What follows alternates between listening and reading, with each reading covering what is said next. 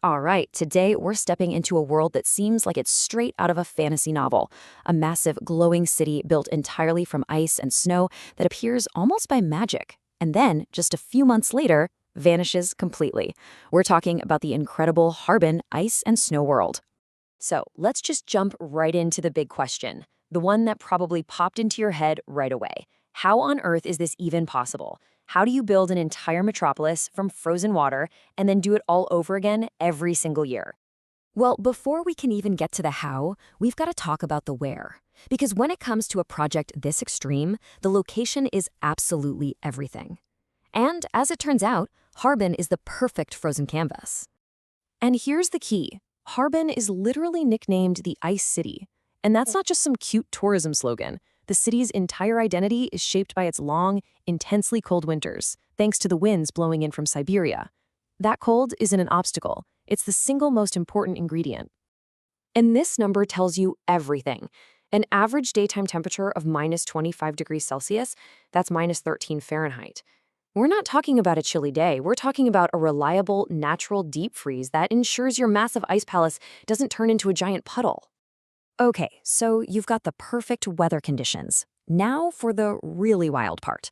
How do you actually go from a frozen river to a glowing fairy tale kingdom? This is where raw nature meets some truly mind-blowing human ingenuity. First, just try to wrap your head around the amount of raw material we're dealing with here. 250,000 cubic meters of ice and snow. It's an almost unimaginable volume, and all of it has to be harvested, moved, and sculpted in a super tight time frame. So how do you even picture that much ice? Well, think of it this way. Each individual block, cut straight from the frozen Songhuang River, is about the size and weight of a small car. Just let that sink in. They are building a city using thousands of icy cars as bricks. So here's the four-step dance. First, the harvest, where workers pull those car-sized blocks right out of the river. Then, an army of artists descends, armed with chainsaws and chisels, turning these brute blocks into delicate art. Next, huge cranes lift and assemble the pieces like a giant frozen Lego set. And for the final touch of magic, they embed thousands of LED lights right inside the ice, making the whole city glow from within. And what you get from all that incredible work is nothing short of a breathtaking crystal kingdom. So come on, let's take a quick walk through some of the amazing things you'd find inside. The centerpieces, of course, are the buildings themselves. And I'm not talking about small sculptures. We're talking full-scale, massive palaces, pagodas, and famous landmarks, all recreated with unbelievable detail in crystal-clear ice. And the creativity just doesn't stop. You might turn a corner and suddenly see a full-size glowing steam train, complete with carriages you can actually walk through.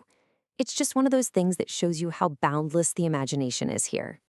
Now, this isn't some quiet, stuffy museum. It is an interactive playground. One of the most popular things to do? You can ride down gigantic slides, some hundreds of meters long, made of nothing but pure, polished ice that whisks you right through the glowing city.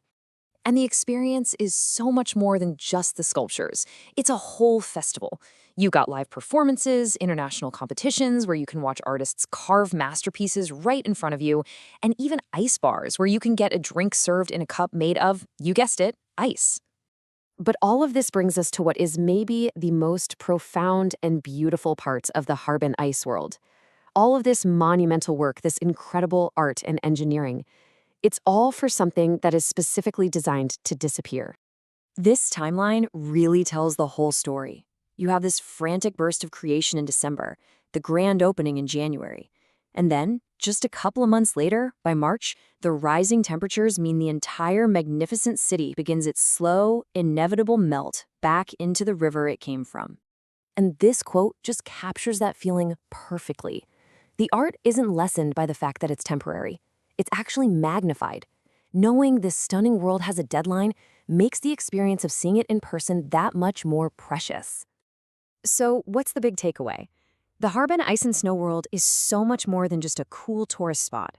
It's really this powerful celebration of human creativity working with nature, and a beautiful reminder that there's immense value in a perfect, fleeting moment. And that really leaves us with something to think about, doesn't it? In a world where we're always trying to preserve things, to make them last forever, What can we learn from a masterpiece that is intentionally built to melt away? Does art really need to be permanent to be profound? It's a question this fleeting frozen kingdom asks us every single winter.